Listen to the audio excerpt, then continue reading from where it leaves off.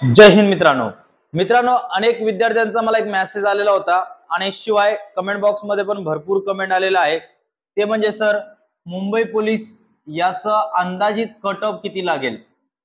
Okay, Mumbai police याचा अंदाजित cut off किती लागेल किंवा सेफ स्कोर काय असणार आहे या यंदाच्या होणाऱ्या पोलीस भरतीमध्ये, त्याबद्दल आज आपण चर्चा करणार आहोत। फक्त व्हिडिओ शेवटपर्यंत पाहत राहा आणि चॅनल वरती नवीन आला असाल तर सबस्क्राइब मात्र नक्कीच करून घ्या।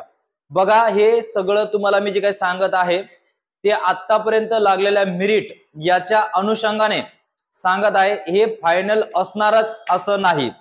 त्यामुळे ज्या विद्यार्थ्यांना वाटत असेल की या व्हिडिओच्या माध्यमातून आमचा काहीतरी फायदा होईल त्यांनीच हा व्हिडिओ बघावा, आणि ज्याला वाटत असेल मी लई शहाणा आहे, मला काही आवश्यकता नाही, तर त्यांनी या व्हिडिओ पासून लांब राहिलं तरी पण चालेल, काही प्रॉब्लेम नाहीये। ठीक आहे, तर बघा, सगळ्यात पहिले आपण ओपन पासून सुरुवात करूया। ओपन कास्ट आणि त्यामध्ये पण पुरुष उमेदवार आणि महिला उमेदवार यांना ग्राउंड मध्ये कमीत कमी किती मार्क पाहिजे। बघा, आपण चर्चा करणार आहोत ओपन कास्ट मध्ये पुरुष आणि महिला या दोघांचाच आपण चर्चा करणार आहोत। बाकी समजून घ्यायचं, थोडं कमी लागेल म्हणून। तर बघा, सेफ स्कोर काय असणार आहे, ज्या विद्यार्थ्याला 40+ मार्क असणार आहे तो सेफ स्कोर मध्ये असणार आहे ग्राउंड मध्ये, आणि महिलांना सुद्धा ज्या महिलांना 36+ मार्क आहेत ते पूर्णपणे सेफ मध्ये असणार। याच्या पुढे जास्त मेरिट जाणार नाही, याच्या खालीच मेरिट येईल, म्हणजे हे पूर्ण सेफ स्कोर झाला। परंतु जर तुम्ही मेरिट बघितलं की सर मेरिट किती लागू शकते, तर बघा, ओपनची मेरिट मागच्या वर्षी पेक्षा या वर्षी कमीत कमी 36 ते 38 मार्कापर्यंत मुलांची मेरिट लागणार। ओपन कास्ट 36 ते 38 पर्यंत मुलांची मेरिट लागणार, आणि महिला उमेदवार जर आपण विचार केलं तर एकंदरीत 32 ते 34 मार्कापर्यंत महिला उमेदवारांची मेरिट लागू शकते। याच्यापेक्षा कमी लागू शकते आणि याच्यापेक्षा 1-2 मार्क जास्तही लागू शकते, लक्षात घ्या। त्याच्यानंतर महत्वाचा ECBC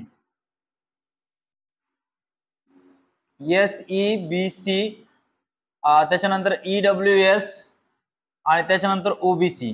आता या 3 कास्ट जर आपण बघितलं, यांचं जवळपास कॉमन मेरिट लागते, कमी अधिक प्रमाणात मेरिट लागते। जर याचा आपण पुरुष उमेदवार बघितलं ना मित्रांनो, जास्तीत जास्त 30 ते 32 मार्क ज्यांची मेरिट लागू शकते, सेफ स्कोर असणार आहे। ठीक आहे, मेरिट तुम्हाला तिकडे सांगेल मी, सेफ स्कोर असणार आहे, पण याच्यापेक्षाही कमी लागू शकते किंवा 2 मार्क इकडे तिकडे लागू शकतात।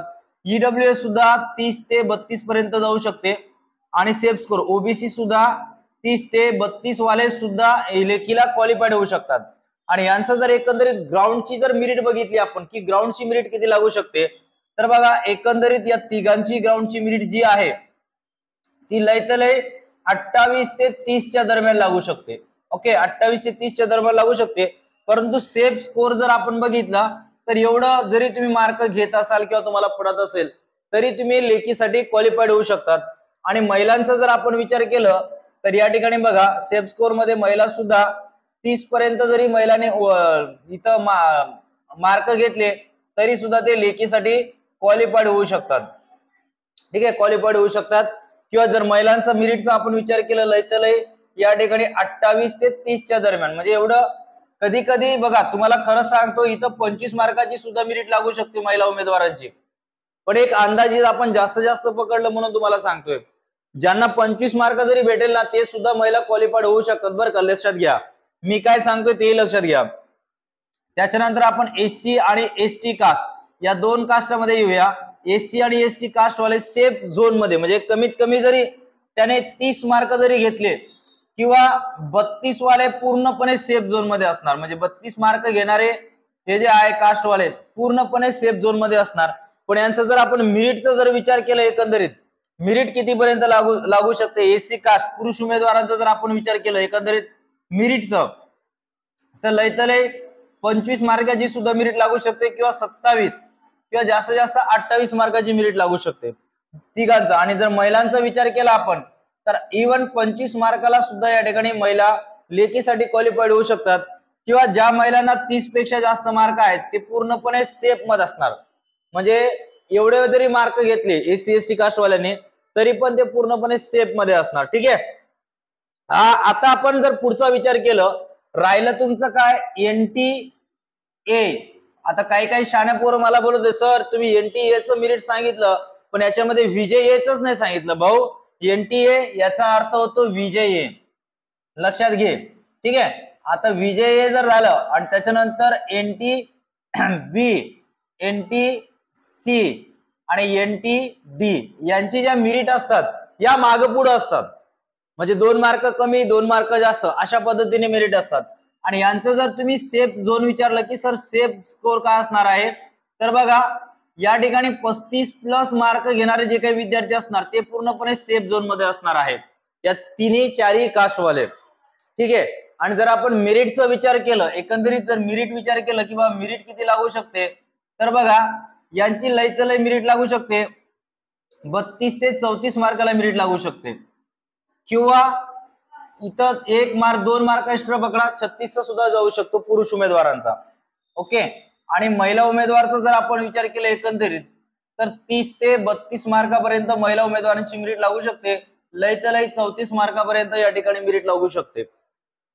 जे कास्ट NTA NTB. आता काही ठिकाणी आपण असंही बघितलं आहे, लक्षात घ्या, काही ठिकाणी आपण असंही बघितलं आहे पुरुषांची मेरिट 32 आहे तर महिलांची मेरिट 34 आहे.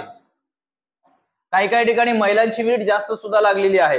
पण एक अनुषंगाने आपण जर कमीत कमी पकडलं तर एवढा जरी स्कोर घेत असाल तुम्ही तरी पण हरकत नाही, तुम्ही या भरतीला सुद्धा पोलीस होऊ शकता. ठीक आहे. त्याच्यानंतर आता शिल्लक कोणत्या कोणत्या कास्ट राहिला आपल्याकडे, SBC राहिलं. ओके. SBC कास्ट वाले लक्षात घ्या, SBC वाले सुद्धा जर सेफ झोन जर आपण बघितलं तर कमीत कमी 34 जरी मार्क घेतले तरी सुद्धा ते सेफ मध्ये राहू शकतात. आणि यांचा अंदाजित जर आपण मेरिट बघितलं पुरुष उमेदवारांचा तर लय तर लय यांचं किती मार्काचं मेरिट लागू शकते, 32 चे लागू शकते किंवा 32 च्या आतच लागू शकते. आणि महिला उमेदवार जर असेल तर पासिंग मार्कवरती सुद्धा मेरिट लागू शकते किंवा लय तर लय 28 मार्कापर्यंत या ठिकाणी महिलांचं मेरिट जाऊ शकतात. आता याच्यामध्ये बरेच एक्स मॅन वगैरे राहिलं, स्पोर्ट्स पर्सन राहिलं, होमगार्ड राहिलं, अनेक विद्यार्थी आहेत. जर तुम्हाला तुमचा जर जास्तीत जास्त कमेंट आला की सर बाकीच्यांचं सुद्धा मेरिट सांगा राहिलेल्या भागांचा, तर त्यांचं सुद्धा मी अंदाजित कट ऑफ सांगेल, जेणेकरून तुम्हाला प्रॅक्टिस करताना जरी कमीत कमी मार्क भेटत असाल तरी सुद्धा तुम्ही लेखीसाठी किंवा ग्राउंड साठी आणखी प्रयत्न करू शकता. आणि मित्रांनो मुंबईला अजून हॉल तिकीट आलेलं नाहीये, लक्षात घ्या. आणि 15 जुलै पर्यंत पासून कदाचित ग्राउंड सुरू होणार असं पेपर मध्ये आलेलं आहे, शक्यता आहे, इथं पण फायनल झालेलं नाही. म्हणून जोपर्यंत आता मेरिट हॉल तिकीट येणार नाही तोपर्यंत आपण शक्यताच पकडू शकतो, आहे का नाही, कारण अजून हॉल तिकीट नाही आले. जर 2 दिवसामध्ये हॉल तिकीट आले तर समजा 15 जुलै पासून कदाचित ग्राउंडला सुरू होऊ शकतं. तर बघा मित्रांनो, व्हिडिओ जर आवडला असेल तर आपल्या मित्रांमध्ये नक्की शेअर करा. जय हिंद. पुढच्या व्हिडिओमध्ये भेटूया.